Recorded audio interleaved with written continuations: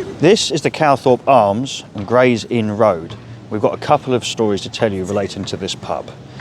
Now the first, we can't validate to be absolutely true, but it's alleged that the Brinks mat robbery was actually planned in this pub. In Britain, the world's biggest peacetime robbery ever. Armed men stormed a warehouse near London's Heathrow Airport. They tied up the guards, poured gasoline on them, and threatened to burn them to death. Then they left with 3 tons of gold and a quantity of diamonds. The value of the theft, $46 million Canadian. The Brinks mat robbery was the biggest robbery to ever take place. It doubled, tripled any other robbery. In 1983, a warehouse near Heathrow Airport was broken into by 6 men.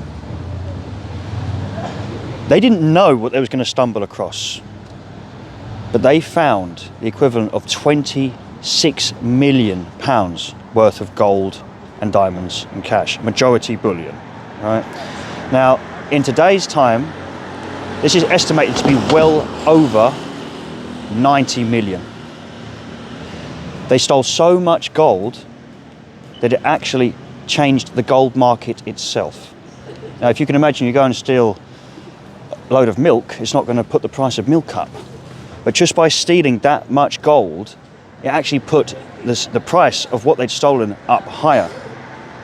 And the men involved would then have to seek other forms of villainy in order to deal with this amount of gold, because they've broken in thinking they're going to get cash. Now, most of the gold was never found, like a few of the culprits. 3 of the culprits did get locked up, one of them being the inside man, which was cracked by Scotland Yard, who grasped on a couple of others. Now, what's even more fascinating about the Brinks mat job isn't just that most of the gold wasn't found and there's still people on the loose. It's that well over, a few years later, decades later, that crime is still sending ripples. Scotland Yard stated they have to find the gold to take the money off of the crime market, drug dealers, but I feel that's insincere. Up to 16 murders have taken place, allegedly, in relation to the robbery since the robbery itself. So the crime of 1983 was just the beginning. But once again, we cannot validate for sure as to whether the job was actually planned in this pub.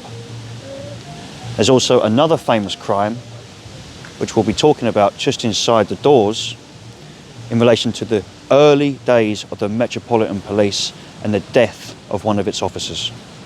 So in 1833, one of the first Metropolitan Police officers to be killed staggered his way in here after a violent encounter with the National Union of the Working Class at the Coldbath Fields riots.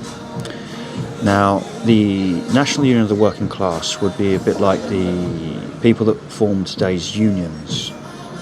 They were people that were screaming outcry for factory workers or members of the working class, overtly liberal. The sort of people that would bastardise theism, nationalistic politics and so on. Now, Officer Cully had been involved in trying to quell the riots and had also been involved in baton charges against the violent protesters. Now, as I've said before, the early police force were not like today's police force. They were unsupported by armed patrols, helicopters, walkie-talkies. They were genuinely brave men with whistles and batons. We can't relate them to the institutionalised, true government force that they are today. So the police that went into that march would have believed that they was doing the right thing and fighting the bad guys. But like many of the formation of unions today, the people that were on the streets, they would have probably been in the same smoking and drinking lounges as the parliamentarians which were pretending to oppose them, which is why the officer in question, Constable Cully, would see no justice after what happened.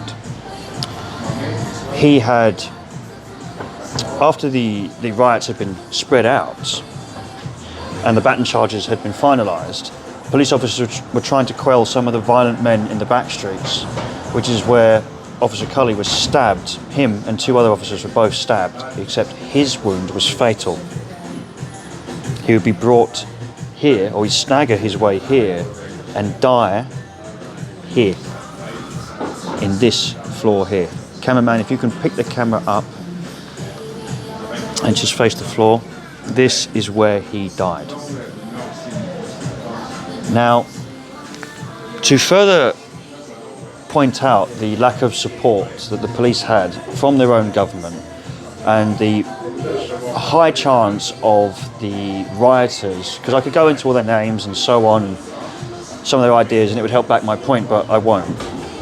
But to help highlight the fact that there was a bias here, that there was a huge chance that the people pretending to be downtrodden characters speaking on behalf of the working class were in fact highly connected people. This murder of the police officer was classed as a justifiable homicide because the police had neglected to read the Riot Act.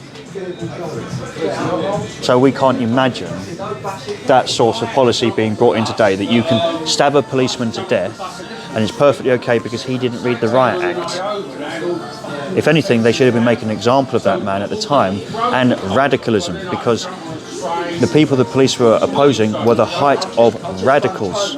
So if the government weren't in cahoots with the radicals who were trying to liberalise society, why would they have sold out their early police officers who were going well out of their way and were heavily overwhelmed and outnumbered considering the odds?